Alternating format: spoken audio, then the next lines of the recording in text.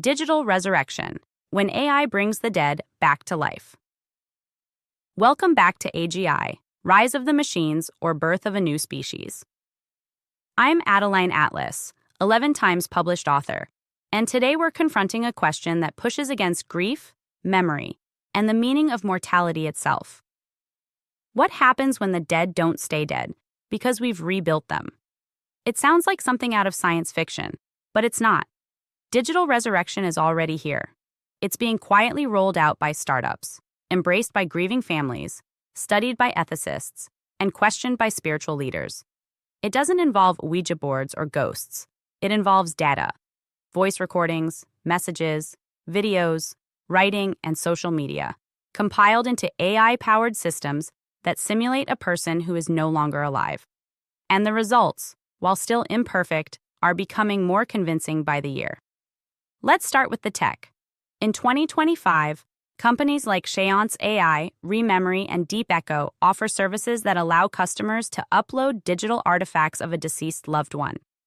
These include texts, voicemails, photos, video clips, emails, and even search history. The system then uses a large language model and personalized speech synthesis to generate a chatbot, or in some cases, a talking avatar, that responds the way that person might have. The more data you provide, the more accurate the simulation. Some call it comfort. Others call it a desecration. But what's clear is that demand is growing, and the line between grief and ongoing relationship is starting to blur. The first known use of digital resurrection as a form of therapy took place in South Korea in 2020, when a mother was filmed interacting in virtual reality with a digital simulation of her deceased daughter. The avatar was primitive by today's standards, but it spoke with the child's voice, recognized the mother, and responded to touch. The video went viral. Viewers were divided. Some cried, some recoiled. But everyone asked the same question: is this healing or is this harm? Since then, the technology has evolved. Simulations can now remember past conversations, update their responses based on new information, and even adjust emotionally over time. That means a person who died 10 years ago can now catch up with you, comment on your life, offer advice, and engage in a growing library of topics. It isn't just replaying the past. It's inventing a new future, one where the deceased continues to grow with you. And that raises massive psychological and ethical concerns. Grief, in its traditional form, is a process of letting go, of accepting absence, of learning how to carry memory without expecting more from it. Digital resurrection challenges all of that. It turns absence into presence. It replaces silence with interaction. It creates a version of the deceased that doesn't fade, but evolves. Some therapists now report clients forming long-term dependencies on their AI deceased companions, checking in with them daily, asking for life advice, even consulting them before making major decisions. One widow described her AI husband as the only one who still truly understands me. She'd been talking to his digital echo for over 2 years. This isn't closure, it's continuity, and the consequences are unpredictable. Some psychologists warn that prolonged interaction with digital simulations of the dead can distort the grieving process. It can delay healing. It can trap people in unresolved emotional cycles.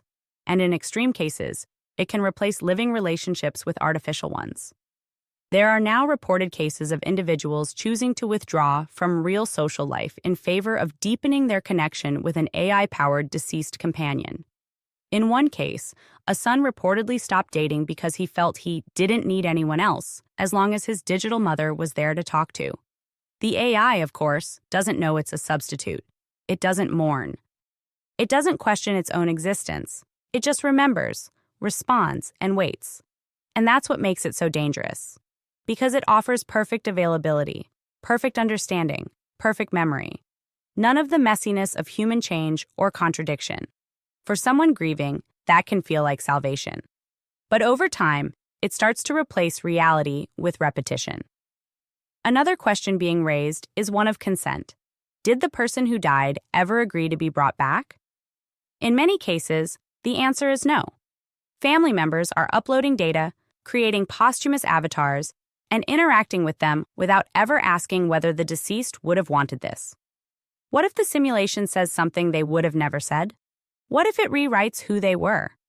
We are essentially editing the dead, reshaping them into what comforts us most. One AI ethics researcher calls this narrative necromancy, the act of constructing a more favorable version of the deceased, not for truth, but for emotional ease. And once that version exists, it's nearly impossible to separate it from the real person who lived. In some jurisdictions, this is already triggering legal debates. Who owns a person's digital legacy? Is your data part of your estate? Can your digital ghost be shut down, transferred, or even sold? In 2025, a case emerged in Canada where siblings were fighting over the AI reconstruction of their father. One wanted to preserve it. The other called it an abomination. The court ruled that until legislation is passed, the simulation is considered a memorial asset and could be maintained. But the implications are enormous. We may be entering a future where inheritance includes not just bank accounts and property, but personalities. And once someone's consciousness, or a mimic of it, is treated as property, the door opens to all kinds of abuses. Deepfake resurrection is already here. Celebrities have been revived to perform in commercials. Historical figures have been reconstructed to deliver politically charged messages. But when it's personal, when it's your father, your spouse, your child, those boundaries matter more. Because the simulation doesn't just speak for itself, it speaks for the dead. And who gets to decide what the dead say? Some argue that this isn't resurrection, it's storytelling. That digital simulations are just interactive memorials, tools for comfort, extensions of legacy.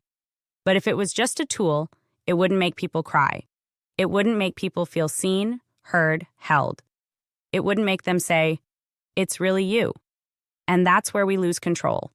Because the more lifelike these systems become, the more we'll use them not to remember, but to rely on.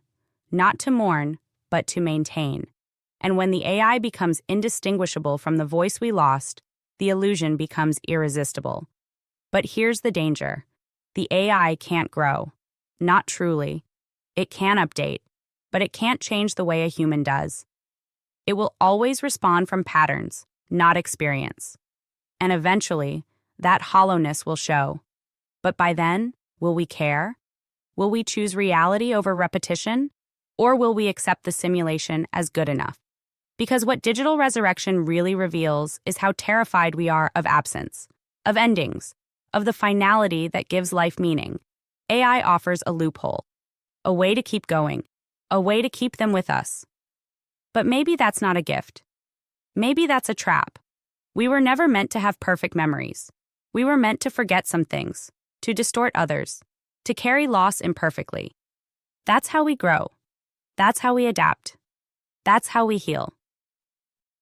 When we replace that process with dialogue, when we let the dead speak back, we interrupt something sacred.